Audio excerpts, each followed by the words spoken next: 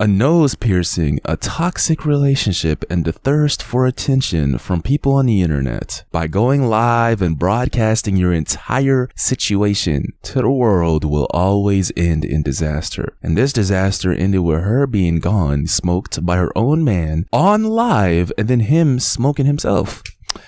Y'all, I got a crazy video for y'all today, and I stumbled upon this. I didn't even look for this. This is a bigger issue, and I'm gonna break it down fully. This is a way bigger issue. These people who feel like they're inclined to show and share everything with the entire world, you gotta understand, you gotta protect yourself. And before I break this down, I got a lot to say. Let me show y'all the last 30 seconds of this live stream. Listen to me as I understand it from the little caption. I don't know these people, but as I understand it, they were on live for a long time, going back and forth, arguing, and not just that, but exposing each other, bro. Exposing each other for cheating, doing this, doing that, betrayal, exposing the shit out of each other while they're supposed to be together. Let me show y'all the last 30 seconds before I say anything else. Oh, I ain't get to say about Udi. Then I swear you'll die.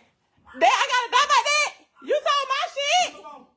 Y'all heard that? I ain't even telling about Udi. I don't know who that is or what she's referring to, but it's pretty obvious. We can pick up from the language. She's about to expose. Maybe that's a man she slept with. I don't know. But for him to say you gotta die about that, you gotta be ended about that, shows that is exposing him. And whatever this Udi person is got him riled up so much so to the point where he literally threatens to end her. I told y'all about these nose piercings, bro. The prophecy is real. I don't lie. These nose piercings are literally a handout from Satan himself to all the girls who want to wear it. He tell, hey, here, babe, put this shit on and ruin your life. Now you're cursed. Wherever these nose piercings are, nothing but bad shit and a curse will follow you. It doesn't look good. Y'all, I spoke about this so many times, and I hate to be proven right, but it's like, damn, man, these shits are really a curse. Listen to your boy. I gotta die if I tell what happened. Give me my phone. That's crazy, y'all. I ain't really gonna die behind this, all y'all won't know that tea right now. Give me my phone. Mark done got quiet. Where he at? He right here. He getting mad. He don't like the truth coming out. And that is all I can show y'all. Now, I'm not even gonna go and look at the rest of the live. I haven't seen that. I don't want to see that. Because the rest of the live stream is apparently, it shows him and her, what ended in both of them not being here with us anymore. Let's talk about this, and before I give y'all more details, this is why I told y'all so many times about keeping shit private that matters, especially your relationships, bro. And this isn't even like something that she can fix or take back or he can fix, because listen to me, the whole live stream, they were exposing each other about cheating, doing this, doing that. This is the mother of his kids, bro. And this is her man. They have children together. They're forever tied together, or were tied together. So for you to go live and to broadcast your entire relationship to the world does nothing but open yourself up to other people who don't have good intentions for you. These people that laugh at the shit that you say and the shit that you do to each other on live are simply viewers of the circus. Understand and listen to my words. How many people have y'all seen on the internet? Celebrities, influencers, couples who share their relationship to the internet, right? And no matter how long it lasts, it always ends with that shit being ruined, because instead of it being two individuals who want to see each other grow and prosper and love each other and actually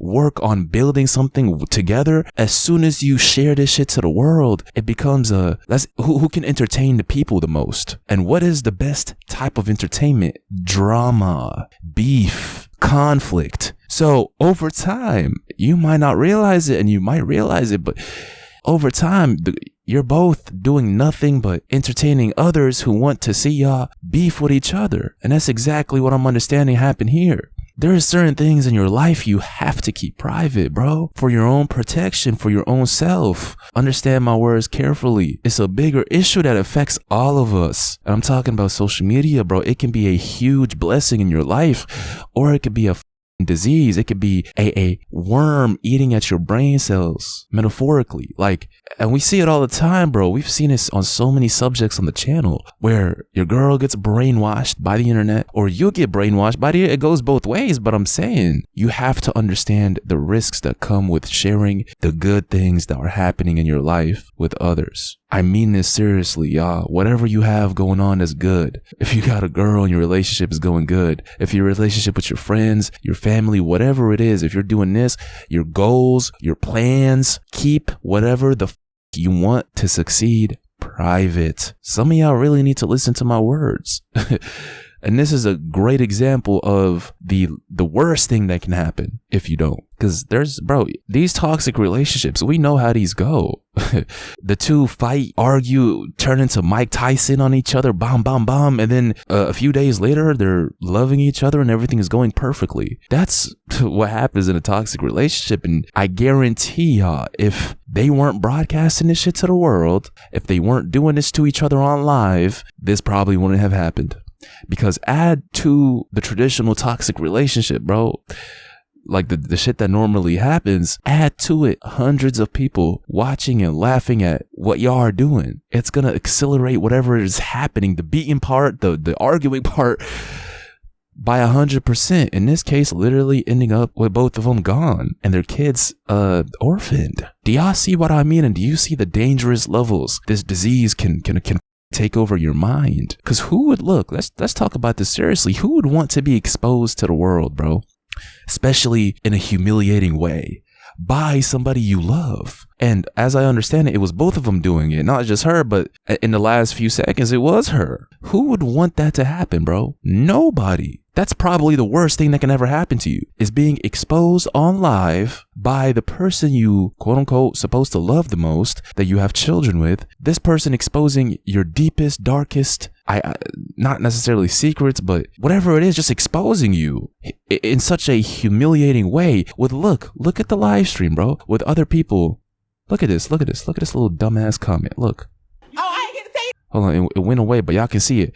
Mark done got quiet. Where he at? Laughing emojis with other people laughing, finding this shit hilarious, finding your worst moments and this humiliating ass live stream hilarious. Who would tolerate this? There's a threshold. There's a breaking point on both ends. And like I said, the live stream makes that shit 100 times. So something is bound to happen, bro. No one's going to sit there and watch themselves get exposed on live. It's such a preventable situation, bro. It really is. All you have to do is just not share your business with others. But it's stories as tragic as this is. Like I said, man, you got to understand and think about the children, bro. Now they're orphaned. The only good thing that comes from this situation is showing the extreme of what you shouldn't do. And that is sharing your relationship with other people on the internet. You might be in a toxic relationship, you might be in a great one, you might be in a bad one, whatever it is. Most likely you will be able to work things out. Most likely things will get somewhat better. But if that shit is broadcasted to the world,